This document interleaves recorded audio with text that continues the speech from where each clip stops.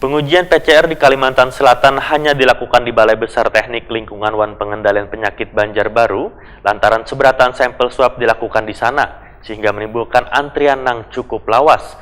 Untuk menghindari antrian panjang, maka rencananya akan mendatangkan alat PCR tambahan.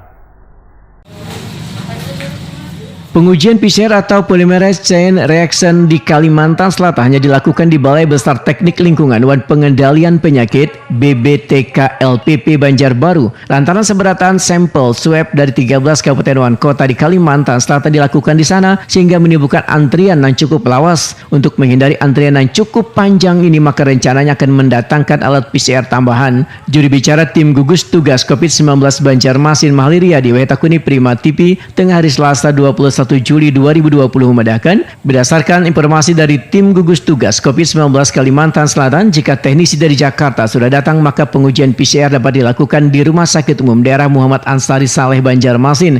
Kepala Dinas Kesehatan ini pun menegaskan, hingga wayah ini hasil tes PCR masih harus mengantri untuk pengambilan swab dengan jumlah hampir ratusan orang. Sedangkan pengambilan swab dilakukan secara bertahap lantaran jumlah personil yang melakukan pengambilan swab masih terbatas. Mahliriadi berharap adanya penambahan alat PCR ini, maka pengujian swab dapat dilakukan lebih cepat karena dalam sehari alat tersebut dapat menguji sebanyak 100 sampai dengan 150 swab.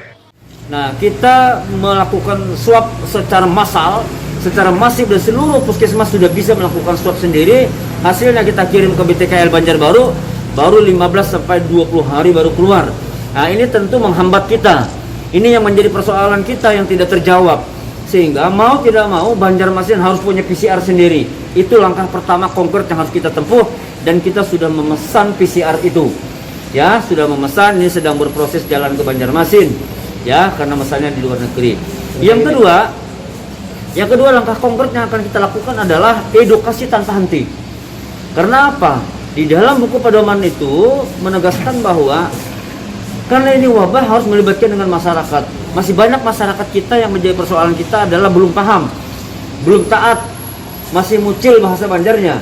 Sehingga program atau strategi yang kita lakukan adalah EDOTIL, edukasi tanpa henti.